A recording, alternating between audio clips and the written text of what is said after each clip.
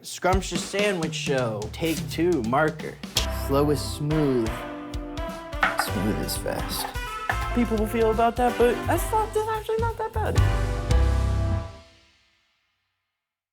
Welcome everybody to the Scrumptious Sandwich Show. My name is Andrew Brown, and I am here today to bring you live and direct the first episode of our groundbreaking, new, delicious, amazing cooking show. Wouldn't that be great if this was really that epic? I mean, it doesn't matter. Who cares?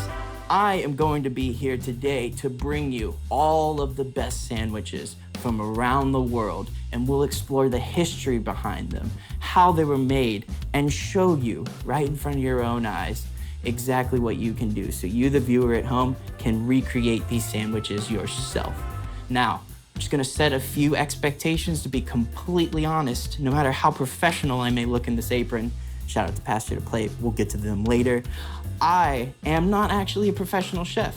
I'm a professional filmmaker and videographer. We can get all that stuff down here, check in the description, you know where it'll be. I am actually today going to step in front of the camera for this series because I think this is gonna be a journey in my own culinary experience. You see, I have just recently in the past 2 years started cooking, but I've realized there's one thing that's incredibly necessary to cook, and that's confidence. You need to have confidence in what you're doing. You need to know that what you're making is the best thing in the world. And I will tell you, sandwiches are the best thing in the world, and my sandwiches put all the other ones to shame. With that confidence right now, we're going trial by fire. I'm sitting right in front of you. We're gonna get into the first episode. So today for the first episode, we'll bring you a turkey club sandwich, and I'll get everything that is necessary for that right in front of you in. All right, here we're back, presto. All the ingredients to make yourself a delicious turkey club sandwich. Now, I am going to be talking about real quick the historical origins behind this here sandwich. And what I've discovered in my research is that, like the origin of many sandwiches, it is heatedly debated and kind of murky as to exactly where it began. Some claim that it started in the Union City Club, a high-end clubhouse in New York City. Some claim that it was started in an underground gambling casino in Sarasota Springs in the late 1800s. Both of these stories happened at about around the same time, and both of them came up with remarkably similar sandwiches.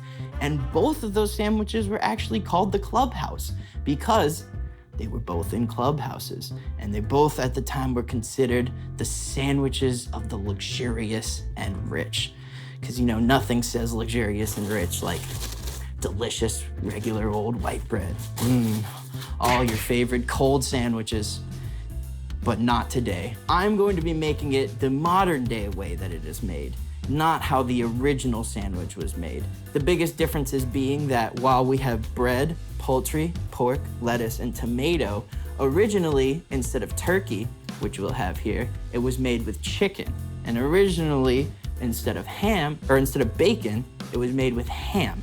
And it didn't have the signature third level. That third level is really, for me, what makes a turkey club a turkey club. So you know what I'm gonna say? Forget history. Who gives a fuck about it? It's old, those people were dead. We've got different standards now. I'm making a delicious turkey club how we make it today. So let's get right into that now. Bam, and now we're back here with a beautiful, beautiful piece of turkey breast that I have already pre-roasted. I'd just like to take a minute to shout out our good friends at Pasture to Plate. They provided us with all of the meat for this shoot, and I just want to take a second to say, even if you are consuming meat, that doesn't make you a bad person, but you should still think about where your meat is coming from, how it is sourced, how they are treated, what kind of things are they putting in your meat. These are all just questions that you should ask yourself, and as a consumer, you should know what you're putting in your body. So make sure you always look into good, quality meats, and I can tell you if you were in British Columbia, there is no better place to find that than Pasture to Plate. And the best part, they taste absolutely amazing. So you know what to do. Go right down here, bam, pasturetoplate.ca. We'll put all the links in the description too. Check that out if you can. They also do delivery, so you can get it anywhere in British Columbia. Now, on to the next part of the thing, and I'm gonna start introducing throughout this series some kitchen essentials that I think you need. And the first one is a nice solid wood cutting board. There is nothing better than this. You can use it for a million things. You can use it for serving, you use it for cutting, you can use it just for everything. And I think a nice, good sized solid one will do you wonders in the long run. And it's always good to get a backup, and you'll see why as we keep on moving throughout here. But I'm gonna move on to the next fun portion of this, and that is cutting up this turkey. Now, one thing you always wanna make sure is that your knives are sharp, but be careful with them because they are sharp. And shout out to my brother, Brandon Lucy, who is a bar owner and chef in the Caribbean. He's got the greatest food in the Caribbean. Check out Whiskey Business Bar and Grill if you're ever out there. But he taught me a little saying that I like to think is some great advice, and that is, slow is fast and fast is smooth. Now, what does that really mean? Well, it means you don't gotta rush things. Take your time. Make sure that you're cutting efficiently. Make sure that you're getting good, clean cuts, and don't rush yourself because you're just gonna end up worse off. So let's get right into it. I'm gonna start by slicing right through this delicious turkey breast, sorry. I thought that quote that I originally said, that I attributed to him, I thought he came up with that knowledge. And then I was talking about this show with him on consulting with some recipes. Come to discover that's actually a quote from Mark Wahlberg from the movie Shooter. So, go figure. Do with that information what you will. Like I said, I already pre-roasted this turkey. I just felt like it wasn't exactly necessary for this. You can also get deli sliced turkey, so you don't have to do this cutting part. But I tend to think that it's quite possibly the most fun part of this. It's very nice, it's very relaxing, and very cathartic. So now that we got our turkey ready, on to the next step. Let's keep moving. All right, I'm back at it again. The next part we're gonna do is slice up some delicious fresh tomatoes. But first, and it's very important, always remember to wash your vegetables. We're gonna wash these real quick. Rinse, rinse, rinse, rinse, rinse. Here is the real test of how sharp your knife is. We're gonna see live and direct right now how good we've got it going. Oh, yes. Oh, it's like butter. Slow is fast. Fast. Slow is smooth. Smooth is fast. Think I'm saying that right? We'll have to consult Mark Wahlberg on that one. But bang. Got ourselves a nice, beautiful tomato sliced, ready to be made into our turkey club. And now we return with my definite favorite part of this meal, and that's the bacon. Gotta love the bacon. And now you can see why I wanted that backup cutting board as well, so that we don't tarnish our original one in the middle of making this, because obviously the second raw meat touches this, it's gone, and that's the only thing it can do. So you gotta be careful, make sure you stay safe about that. Now, as you can see, this bacon looks a little bit different than some of the bacon that we might be more accustomed to usually. And that is because this bacon does not have any of the fillers or additives that are normally put into other bacons and hams that give it its pink coloration. No, sir, this is cut all natural directly from the pig. Again, Pasture to Plate, shout out to you. But this right here, this is the good stuff. This is how bacon should look, and we're gonna get right into it, what we need to do with this. All I'm gonna do real quick here is just take my knife again, cut right down the middle, just to get some more manageable slices for when we put it in my pan. And start to unfurl all the yummy, look at that, yummy slices of bacon. Now you're gonna wanna start with a cold pan and bring the bacon up to temperature from there so that you don't rush it and that you get a nice, even cook. And another thing that I actually learned in the process of figuring that out is that there's actually different kinds of bacon. So this bacon here is what they call side bacon, and it comes from pork belly, which is typically the type of bacon that's more custom and associated with the US and like breakfast bacon and all that kind of stuff. But if you actually go to the UK or Ireland, you'll get a different kind of bacon. And it looks and tastes almost more like ham. And that's because that is actually made from a different part of the pig. It's called back bacon, and it's made from the loin, which is a much less fatty cut, so it doesn't have these classic streaks of fat, and it doesn't have quite exactly the same taste. I prefer this kind of bacon, but to each his own. Gotta do what you gotta do. Now that we've gotten all the bacon cut and separated, it's time to actually start cooking it. Now, here is quite possibly, I know I already said I love the cutting board, but this might actually be my favorite cooking essential. That is a cast iron skillet. Good size, I believe this one is 10 inches. It's thick, you cook all types of stuff in it. Comes pre-seasoned, it's non-stick. What more could you want out of a pan? You can do everything with it. You can put it in the oven. You can make all types of different things. It's versatile, and it's the one cooking pan that every chef should have. And we're gonna cook our bacon in there today. Now, I cut it in half so that the strips will be able to fit more seamlessly within here. What I'm gonna do is go ahead and turn my oven on to about 3, because we're gonna wanna cook our bacon low and slow. At least that's personally how I like to do it. So, like I said, you want to start off with the pan cold. You don't want to get it preheated or anything, just so that we get a nice, good, and even cook. The good thing about the cast iron too, and something to note, is that while it takes a little bit of a while to start heating up, once it gets heating up, it'll stay nice and hot for you. Get you the best bang for your buck. But one other important thing, and please, for the love of God, people, listen to me. What did I just do? I touched raw meat. Wash your motherfucking hands. For the love of God, just do it. Just do it. Just wash your hands. It's easy, it's simple, and you'll keep from killing your crew when you make them delicious sandwiches. All right, now that we're getting to about the first flip on our bacon, you're gonna make sure you get your tongs. It's gonna be super handy and helpful with this. You're just gonna take it, flip those pieces right on over. Make sure they get a good, nice, even cook. If you gotta move them around in the pan, one section's hotter than the other, do that as you may.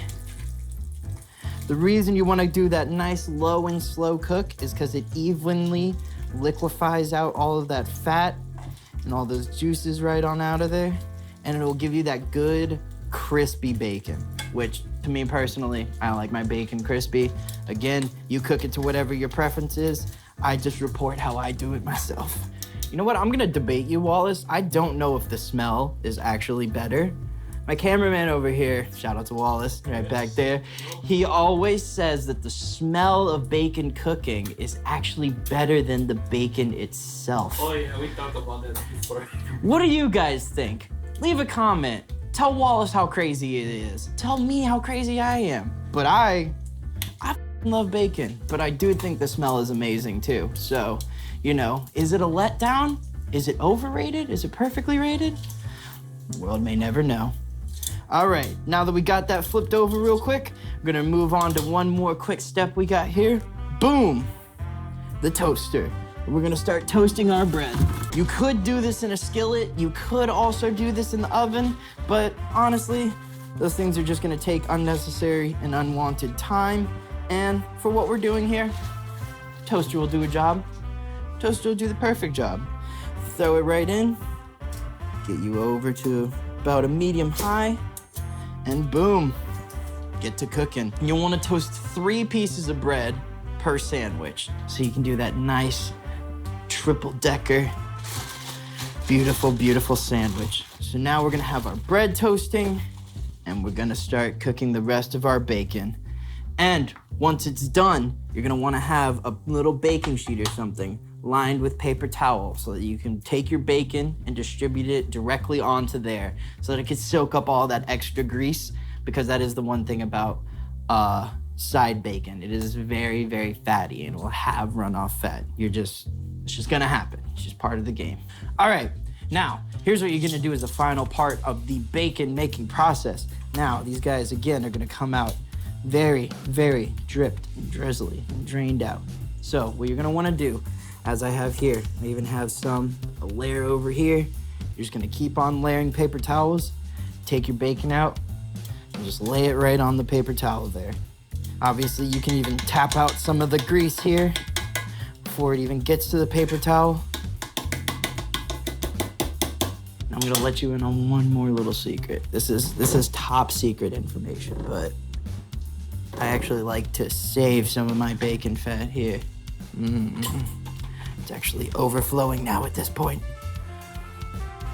It's over 5,000, 9,000, whatever number. Pour in right from your cast iron. Should have a handy dandy little spoot. Hold all of that delicious good stuff that you can use as a cooking oil sparingly. Your heart will thank me. Please do not use this all the time. But when you do, it will be better. But I gotta be responsible here, so don't use it all the time. Be smart about it. But we're gonna keep on moving forward. All right, now we're back. Now we got all the bacon done. We got our tomatoes sliced. One more thing while we're waiting for our bread to finish up here. I'm gonna take out my lettuce and get that ready so that we can get into the assembly phase of this. These guys, they come directly out of the ground. They grow right on the ground. Would you just eat dirt without washing it? No, you wouldn't. Go over here. Maybe this lettuce has a few outer ones that are a little bit nasty. Calm down, sir. I'm gonna turn you off. All you need, though, is just a few strips of lettuce. So like I said, some of the outer ones may be a little nasty. Can pitch those out of the way. Oh, that looks so good. All right, the bread is ready. So let's get right on over to there. Oh, and one more final fun fact that I forgot to mention earlier is that lettuce, when the Turkey Club first moved into a multi-layer sandwich, lettuce was actually the buffer for the third layer and not bread as it commonly is today. But at some point in time, they decided to just add more bread, make it extra sandwich. And if you're curious, no, I am not gonna be eating all of this food. I am also prepping and cooking for my entire crew today, which is why I'm also wearing gloves to make sure you guys are safe. Yeah. That's right, I care for my people. All right, now it's time to get into my favorite phase of the sandwich, and that is the assembly. So let's do it. First and foremost, I'm gonna take out my assembly platter. Put that down. First layer, boom, down. Oh, I completely forgot one of my favorite and most crucial ingredients that goes into this. That's right, the white stuff. Mayonnaise. Egg white and oil mixture. Now you can obviously make your own mayonnaise, but I decided not to do that today. So, what you're going to want to do, take some mayo, spread that, spread that. Grab our delicious turkey, pre-sliced from earlier. Lay down a nice little 2-slicer. Take your tomatoes, come and lay a nice little 2-slicer down there. Crucial divide, bang. One more layer, and you're gonna wanna come over to your bacon. Throw down some bacon. Take your freshly cleaned lettuce, top that guy right on up there. Final layer. Boom. Right on top. Now, one more trick that I like to add in here. Take a skewer, crack it in half. Skewers right through the sandwich. It may seem extra and unnecessary, but it will help keep it stable all the way up until when you decide to go for and eat it. Come on, there we go. All right, now for the moment of truth.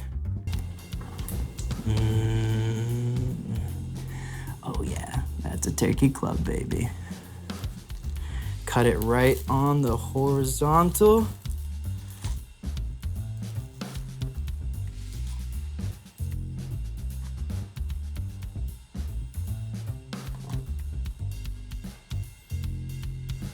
Didn't get it all the way through this time.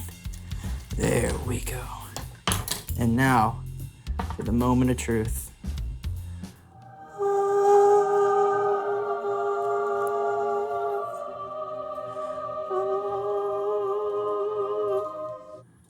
Yeah, there we go. Beautiful and amazing turkey club sandwich. And you know what? It's one of the hottest days in Vancouver. It's incredibly hot. We've been cooking, we've been working extra hard. What's something that's perfect to go along with that? Plasma Blaster Pale Ale. Courtesy of our good friends at Fuggles and Warlock. Shout out to them. Greatest brewery name I have ever heard in my life. If you're in British Columbia again, in the Richmond area, go check them out. They make great beer. Absolutely amazing. Nothing better. What more could you ask for? Boom, here we go. Beautiful turkey club made. Look at those layers of deliciousness. All in there, all going through. What more could you ask for? Have a good week, and I'll see you the next time around. Cheers, man. Oh, one more thing. Of course, I gotta taste the sandwich. I gotta let you know how I did. How I think it came out. Going in for it.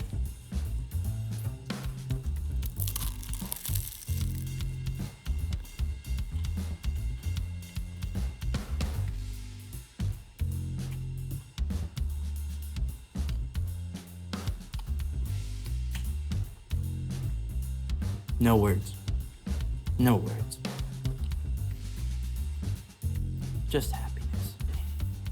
All right, well, I would say personally that is a very successful first episode. Thank you guys all for watching. Don't forget to like and comment.